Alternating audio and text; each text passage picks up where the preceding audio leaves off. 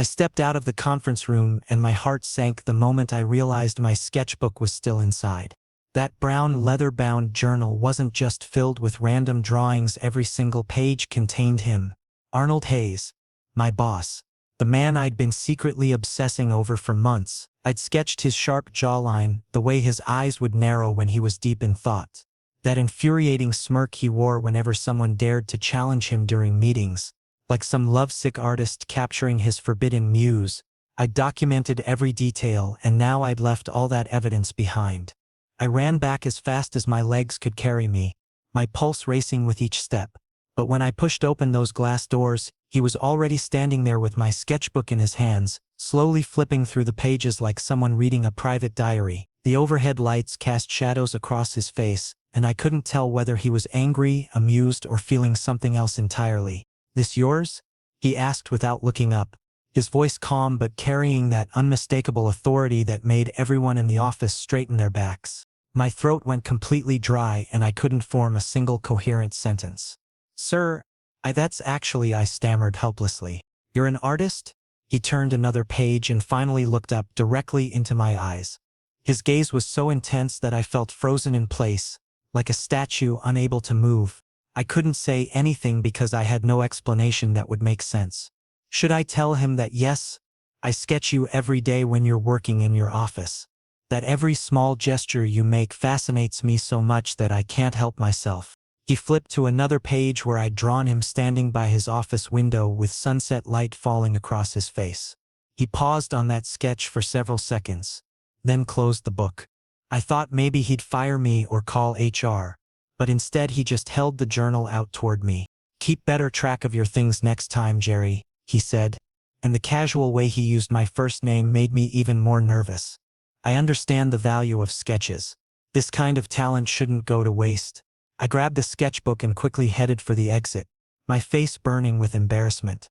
But just as I reached the door, I heard his voice again. "By the way, do you work with colors too or just pencil?"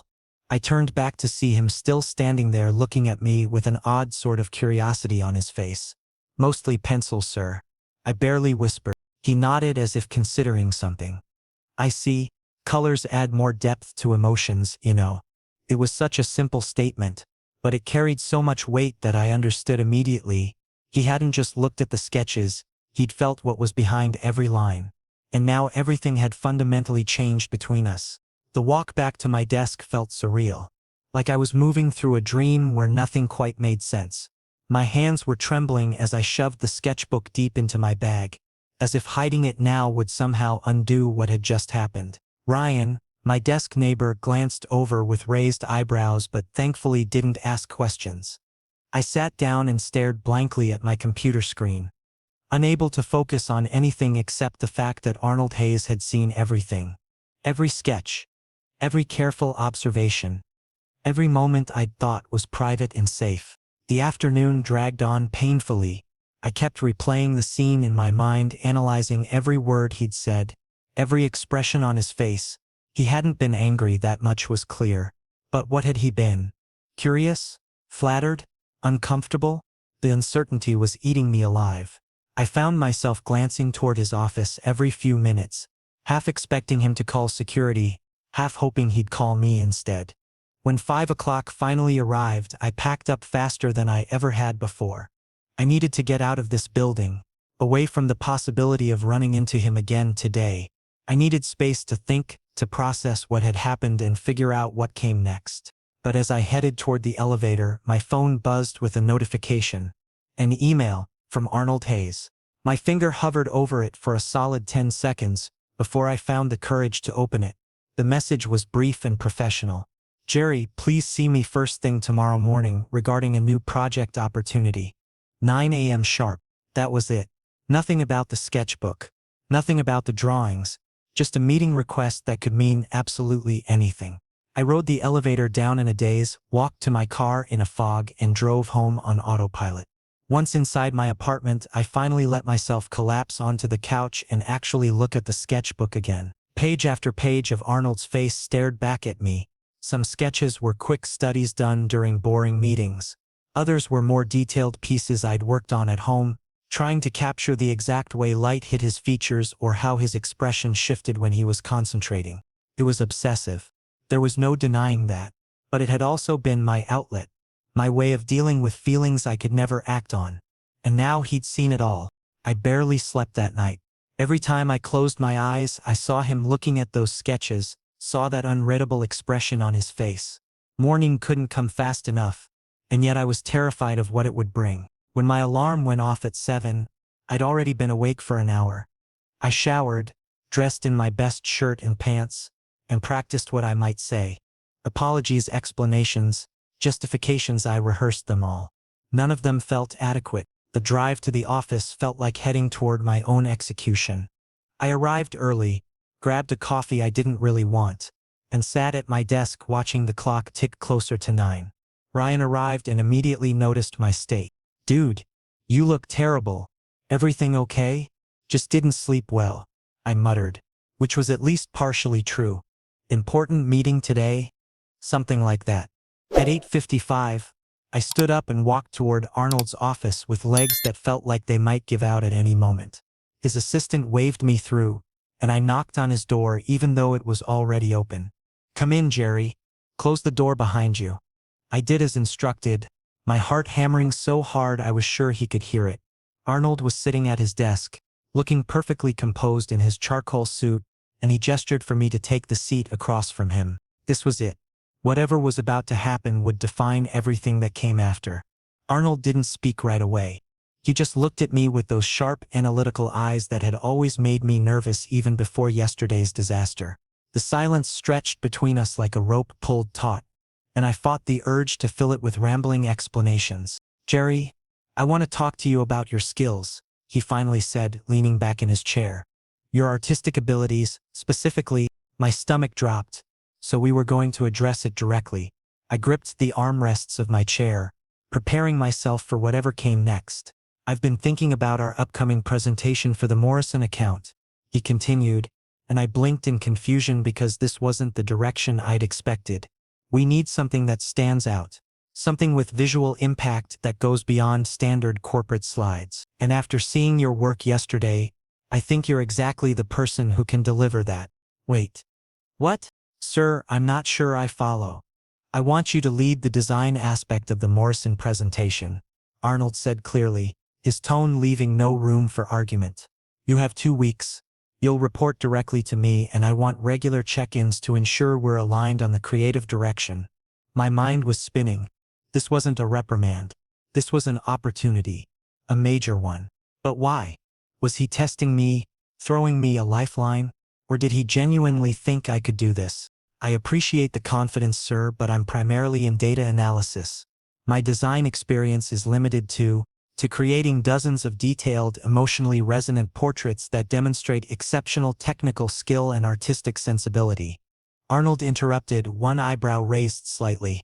"Yes, I'm aware of your limitations, Jerry. I'm choosing to overlook them in favor of your obvious strengths." Heat flooded my face. He'd really studied those sketches that carefully, analyzed them professionally rather than just being weirded out by them. The Morrison project could be career-defining for whoever handles it successfully. He added, his voice softer now, "I think you're ready for that step. Unless you disagree?" "No, sir. I mean, yes, sir." I took a breath. "I'll do it. Thank you for the opportunity." "Good. I'll have the project files sent to you within the hour. Plan to meet with me tomorrow morning to discuss your initial concepts." He paused, then added almost casually, "And Jerry, consider expanding your medium. Pencil sketches are excellent for capturing raw emotion, but color can convey things that monochrome simply cannot." There it was again. That reference to my work, delivered in a way that made it sound like professional advice rather than personal commentary. But we both knew it was personal. How could it not? I left his office in a daze, clutching the project brief he'd handed me. Ryan intercepted me before I reached my desk. "Well, did you get fired or promoted?" "Promoted, I think," I said uncertainly. "He wants me to lead the Morrison presentation design." Ryan's eyes widened. "That's huge. Jerry, that project has serious visibility. If you nail it, you're looking at a major career boost." "Yeah." I agreed, though my thoughts were elsewhere. Arnold had deliberately given me this assignment. After seeing my sketchbook, after knowing exactly how I felt about him, either he was incredibly professional about separating personal from business, or something else was happening here. The rest of the day passed in a blur.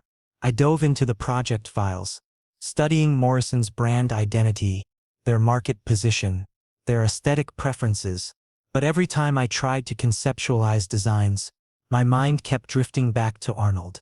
The way he'd looked at me this morning, the careful neutrality of his tone that somehow felt more loaded than if he'd been openly emotional.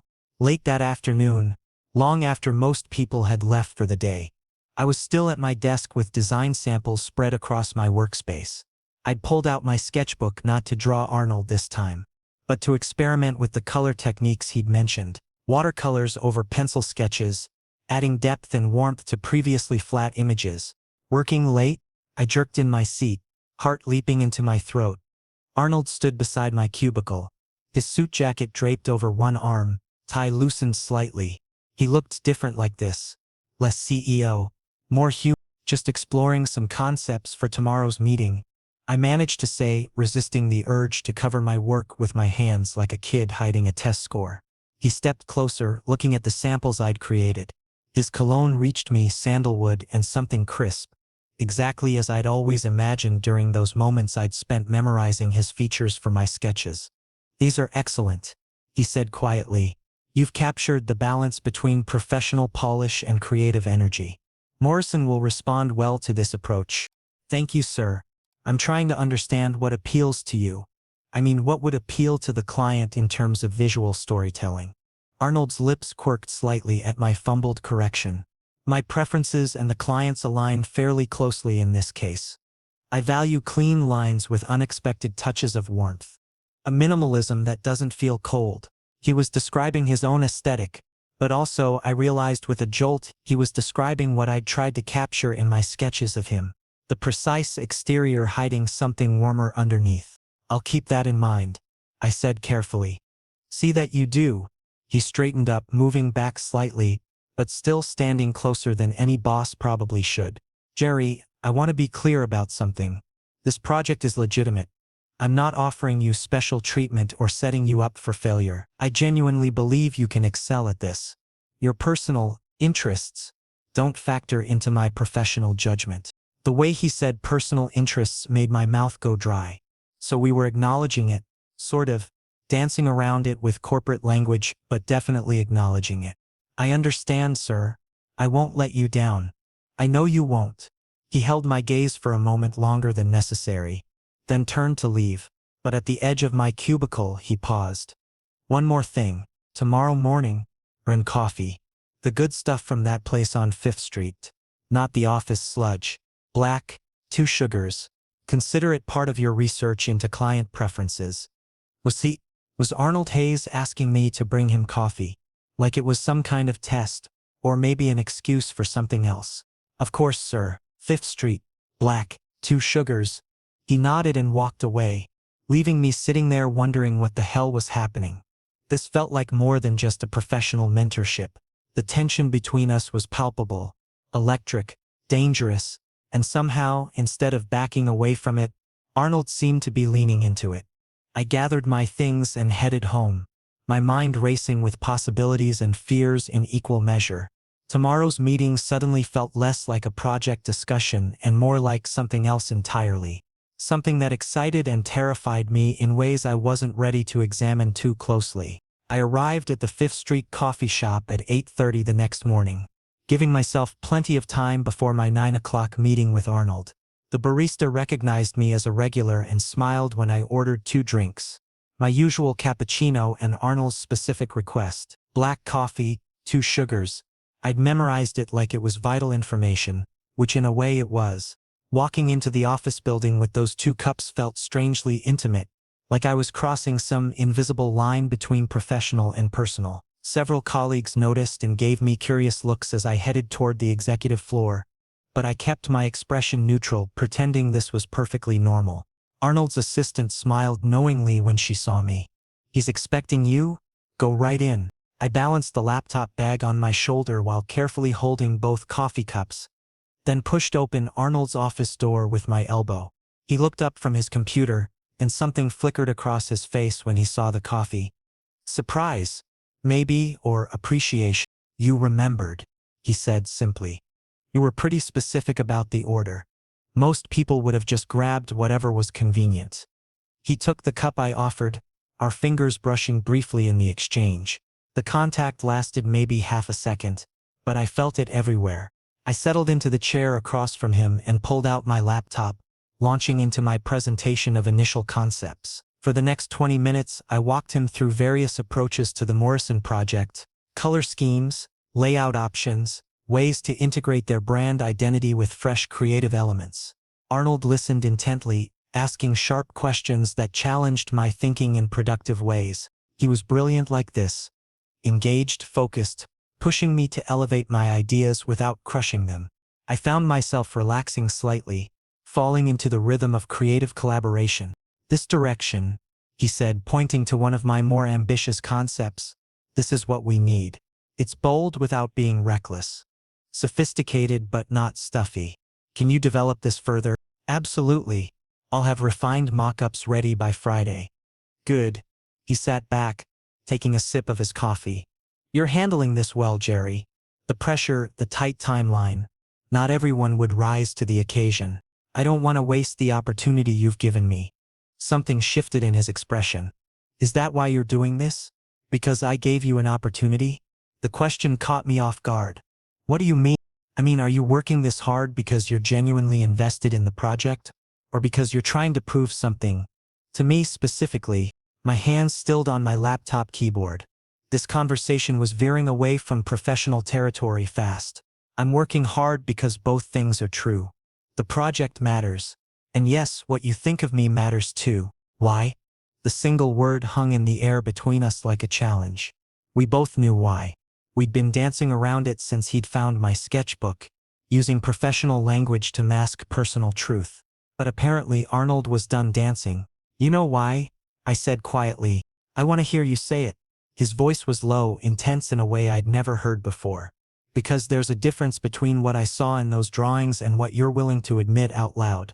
And I need to know which one is real. My heart was hammering so hard I thought it might break through my ribcage. This was it. The moment where everything either fell apart or became something else entirely. I could retreat into professionalism, laugh it off as artistic practice, protect myself with plausible deniability, or I could be honest. I chose honesty. I've been watching you for months, I admitted, meeting his eyes even though it felt like exposing myself completely. Every meeting, every presentation, every moment I could observe without being obvious about it. You fascinate me, Arnold. Not just how you look, but how your mind works, the way you solve problems, how you command a room without raising your voice. I started sketching you because it was the only way I could process what I was feeling without acting on it inappropriately. He didn't speak, just watched me with an intensity that made my skin feel too tight. I know it's completely unprofessional, I continued, the words spilling out now that I'd started. I know there are power dynamics and workplace ethics, and a dozen reasons why any of this is a terrible idea. But you asked for the truth. So here it is. Those drawings weren't just art practice. They were me trying to understand someone who seemed impossible to figure out. Someone who probably shouldn't matter to me as much as he does. The silence that followed my confession felt endless. Arnold set down his coffee cup with deliberate precision, then stood up from his desk. For a horrible moment I thought he was going to ask me to leave, to take my feelings and my inappropriate artwork and find employment elsewhere. Instead, he walked to his office door and locked it. The click of the lock echoed in the quiet room and I stopped breathing entirely. Do you know what I saw when I looked at your sketchbook? Arnold asked, turning back to face me.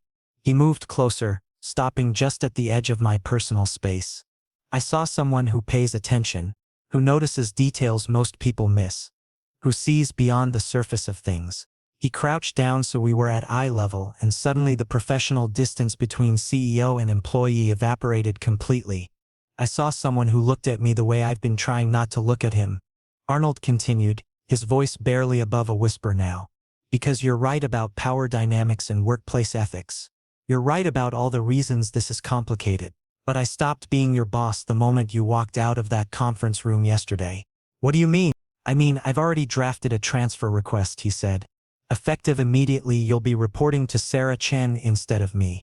The Morrison project continues under my guidance, but officially I will no longer have any supervisory authority over your employment. I stared at him, trying to process what he was saying. You're removing yourself from my chain of command? I'm removing the ethical barrier, Arnold corrected. Because I need to know if what I'm about to do is something you actually want or if you'd only be responding because I'm your boss. So tell me, Jerry, without any professional obligation or career pressure factoring into your answer, do you want this? Do you want me? His face was inches from mine.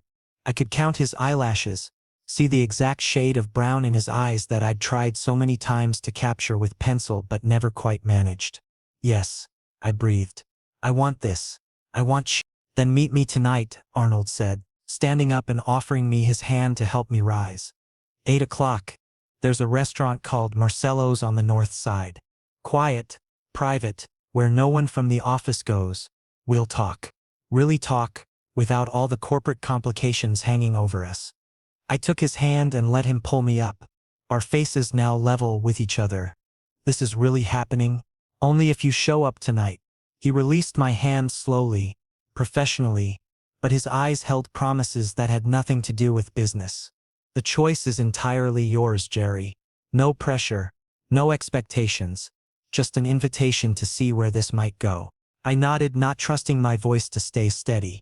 Arnold moved back to his desk, seamlessly transitioning back into professional mode, and began discussing timeline details for the Morrison project as if the last few minutes hadn't just turned my world upside down. When I finally left his office 20 minutes later, my mind was reeling. In less than 24 hours, everything had changed. My boss had become something else. My secret feelings had become a mutual confession. And tonight, I had a date with Arnold Hayes. A real date. With no sketchbook between us, just two people figuring out if what they felt on paper could translate into something real. Marcello's turned out to be everything Arnold had promised. Intimate without being claustrophobic. Elegant without pretension. Soft lighting from Edison bulbs created pools of warmth throughout the space, and the quiet murmur of other diners provided just enough ambient noise to feel private. I arrived 5 minutes early, my nerves making it impossible to time things perfectly, and found Arnold already seated at a corner table studying the wine list. He'd traded his usual executive armor for dark jeans and a fitted navy Henley that made him look younger, more accessible.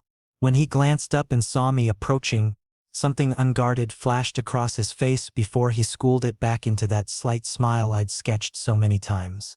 "You found it easily enough?" he asked as I slid into the seat across from him. "Your directions were precise." "Very you." The words came out more flirtatious than I'd intended, but Arnold's smile widened slightly, so maybe that wasn't a bad thing.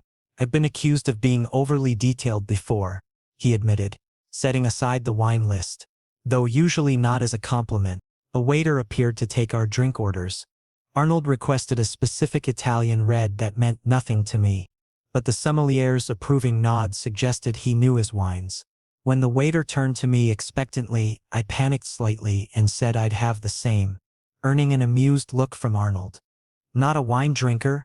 "Not an expensive wine drinker," I corrected. "My usual budget tops out at whatever's on sale at the corner store." "Then let's consider this an education." There was no condescension in his tone, just genuine warmth. "Though I should warn you, once you develop a taste for good wine, going back to the cheap stuff becomes difficult. Speaking from experience, my father was a mechanic who drank beer from cans," Arnold said, leaning back as the waiter returned with our wine. "I worked my way through business school doing inventory at a warehouse. The expensive tastes came later, after I'd already learned to appreciate the simple things." This was new information. In all my months of observation, I'd never heard Arnold mention his background. He carried himself with such natural authority that I'd assumed privilege, private schools, connections, learning otherwise made him somehow more real. "I wouldn't have guessed that," I admitted after the waiter left with our dinner orders. "Most people don't. I've gotten good at fitting into spaces where I wasn't originally meant to belong." His fingers traced the stem of his wine glass absently.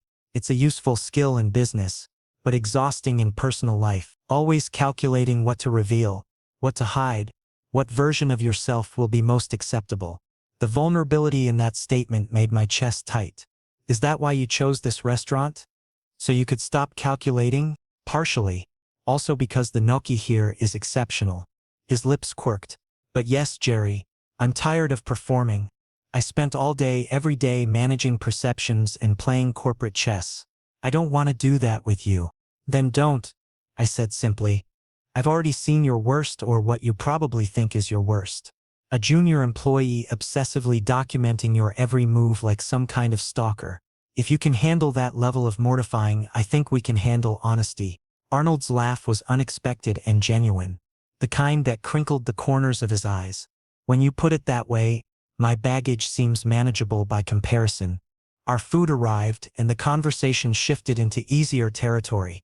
Arnold asked about my art background, so I told him about taking every elective drawing class my high school offered, about the scholarship I'd turned down to art school because the debt seemed insurmountable, about how I'd convinced myself that creativity could be a hobby while I pursued something more practical. Do you regret it? Arnold asked, watching me with those sharp, assessing eyes. Choosing practical over passion? Some days. Then I remember I like being able to pay rent. I paused, considering, though lately I've been wondering if that's just the excuse I tell myself. Maybe I was scared of failing at the thing I loved most. Fear of failure is paralytic, Arnold agreed. I see it constantly in business. People so afraid of making the wrong move that they make no move at all. But here's what I've learned. You can recover from failure. You can't recover from never trying.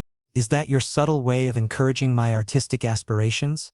It's my direct way of saying you have genuine talent that deserves development, whether that's as a career or serious hobby. He set down his fork, his expression intent. Those sketches weren't just technically proficient. They had emotion, depth, observation that goes beyond surface detail. That's not something you can teach. Either you see the world that way or you don't. Heat crept up my neck at the praise. You really studied them that carefully? I stayed up until 2 in the morning looking at them. Arnold admitted, trying to see myself through your eyes. Wondering what you saw that made me worth documenting so thoroughly. The confession stunned me into silence. He'd lost sleep over my sketches, over trying to understand my perspective. What did you conclude? I finally managed.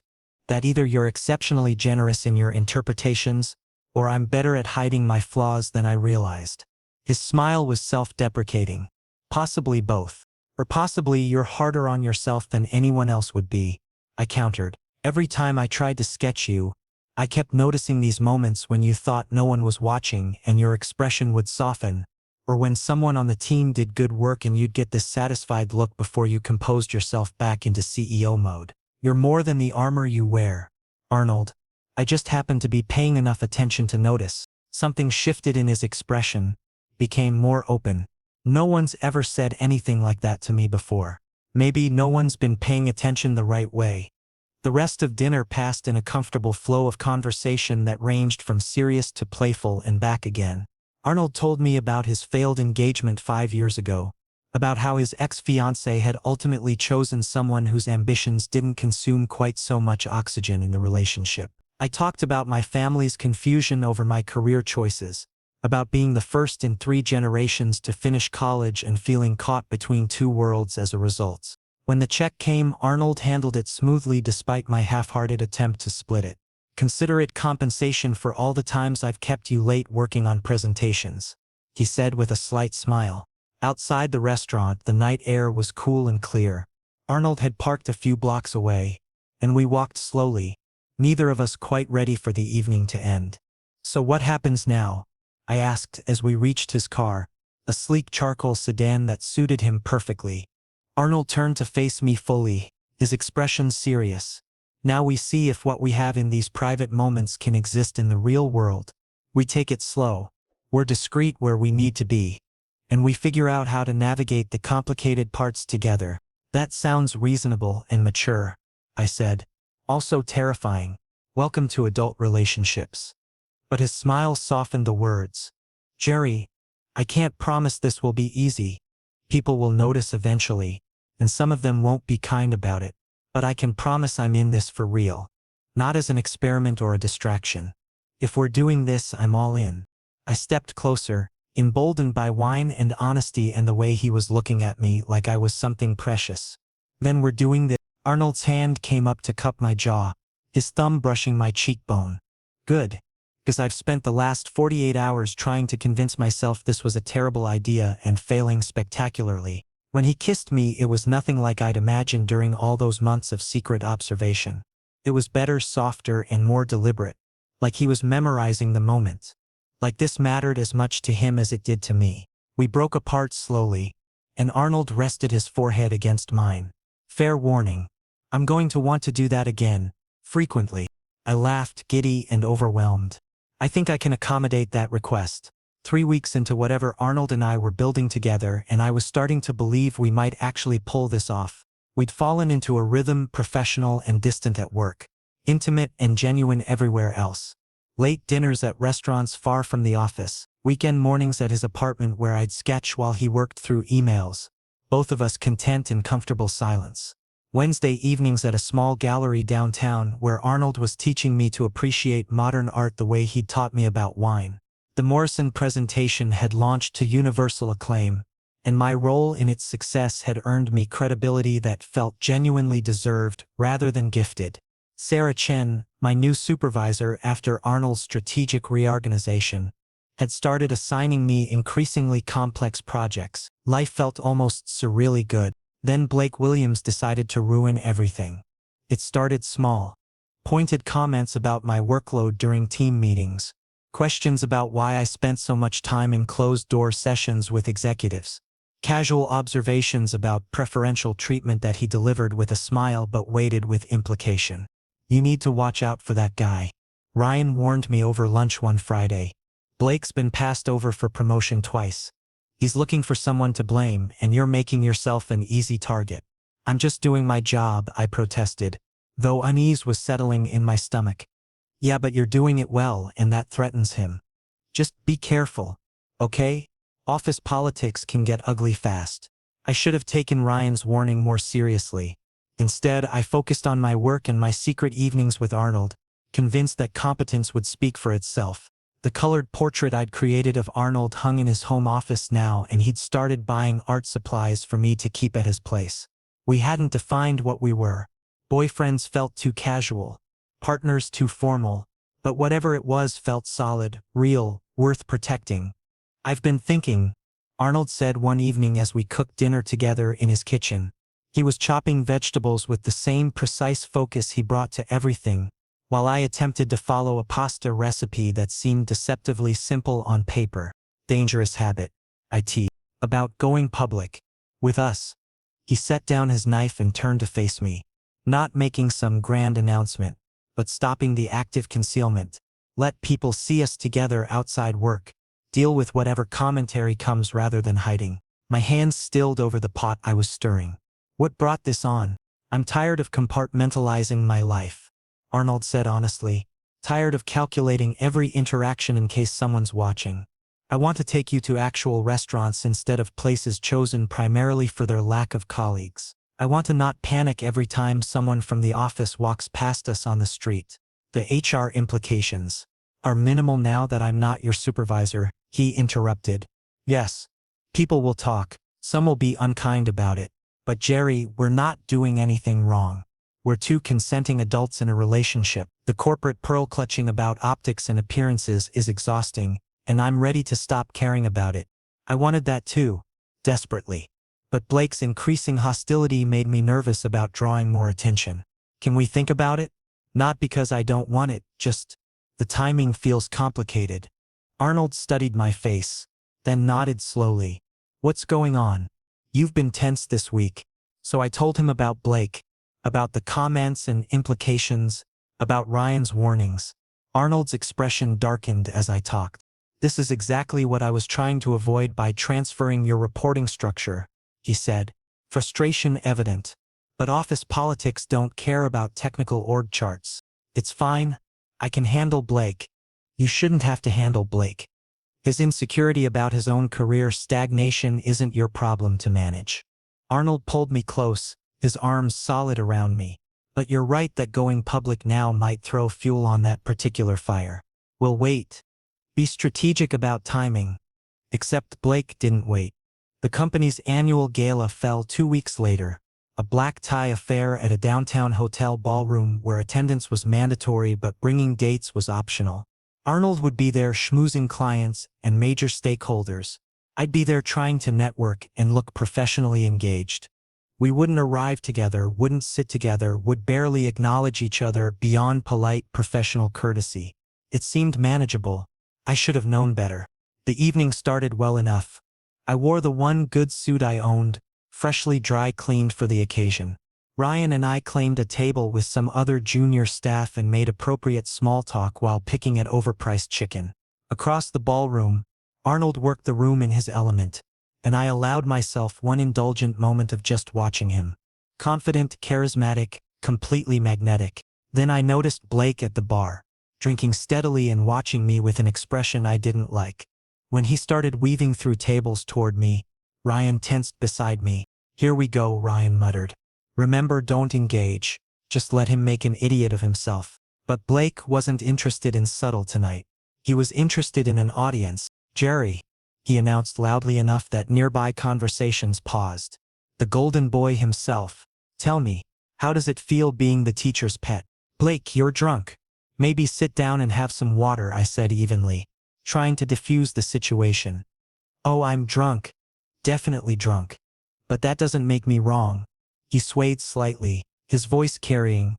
"Everyone's wondering how you went from data analyst to executive pet project in 3 months. I figured it out though. Special talents, right? The kind you don't put on a resume?" The implications were clear and ugly. People were definitely watching now. Conversations stopping as attention focused on our table. My face felt hot, but I kept my voice level. "You're making assumptions based on nothing. My work speaks for itself." "Does it? Or does Hayes speak for it?" Blake's smile was vicious. "Must be nice, sleeping your way into opportunities the rest of us actually have to earn." "That's enough." Arnold's voice cut through the ballroom like ice, and suddenly he was there, positioned between Blake and our table. His expression was glacial. Every inch the CEO who could fire someone with a sentence. "You're making a scene, Williams. Security will escort you out. We'll discuss your employment status Monday morning." Blake's face went pale as security materialized, seemingly from nowhere. "Sir, I was just slandering a colleague and creating a hostile work environment," Arnold finished. "Yes, I noticed. Leave. Now." As security guided a protesting Blake toward the exit, the damage crystallized around us. Everyone had heard enough to speculate, seen enough to draw conclusions. Arnold standing up for me so forcefully had basically confirmed whatever relationship Blake had been implying. Arnold turned to me, something apologetic and determined in his expression. "My office. 5 minutes. We need to talk about damage control." Then he walked away, leaving me sitting in the wreckage of our careful discretion while whispers erupted around me. I found Arnold in a service corridor adjacent to the hotel kitchen, away from guests and gossip. He'd loosened his bow tie and run his hands through his hair enough times to destroy its careful styling. When he saw me, something in his rigid posture relaxed slightly. "I'm sorry," he said immediately. "I should have handled that more diplomatically, but hearing him talk about you that way—" "You defended me," I interrupted. "In front of everyone. You basically announced that Blake was right about us being involved." "I know.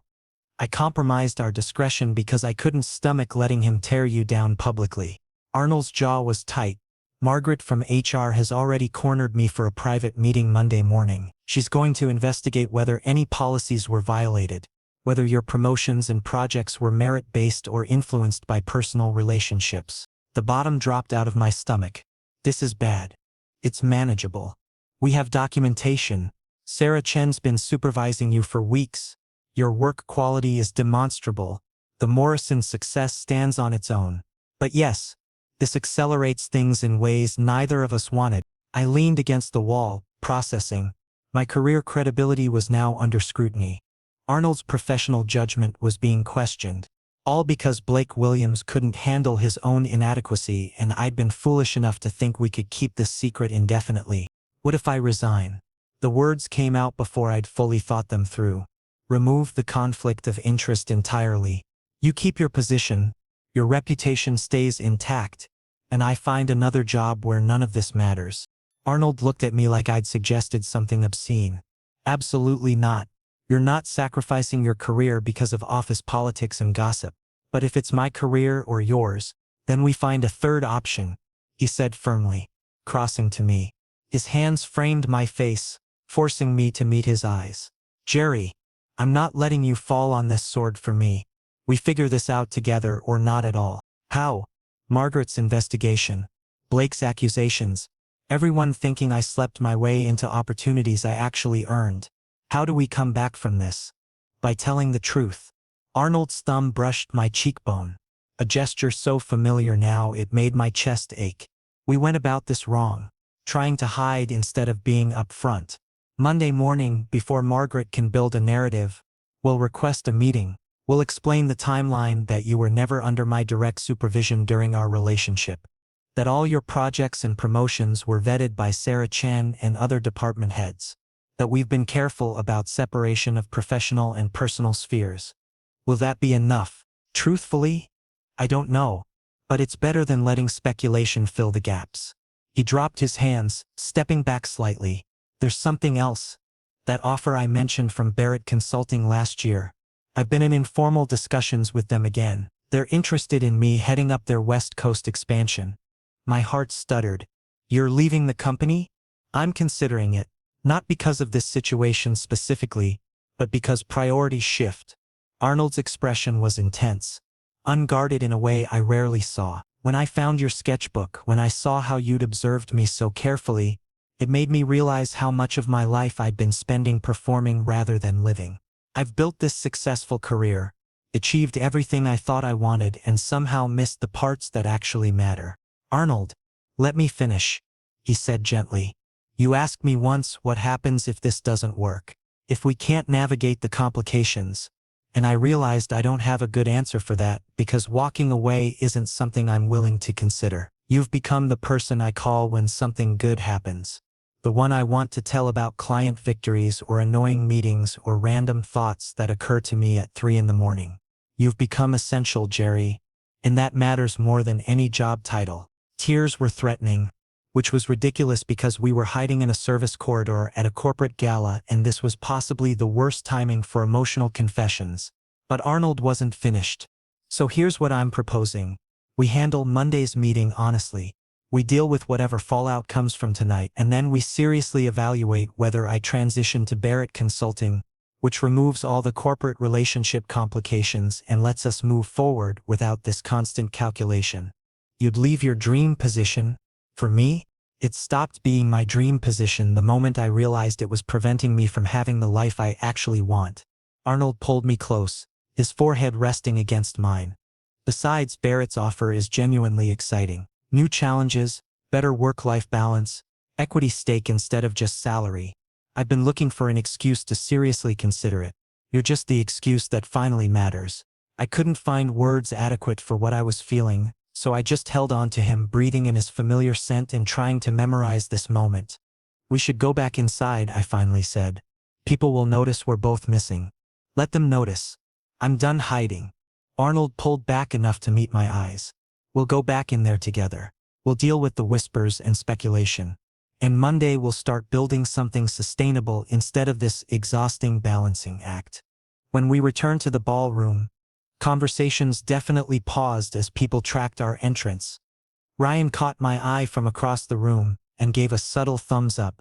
A few colleagues looked away uncomfortably. Margaret from HR was deep in conversation with another executive, probably already strategizing Monday's interrogation. But Arnold walked beside me, not touching but present in a way that made his support clear.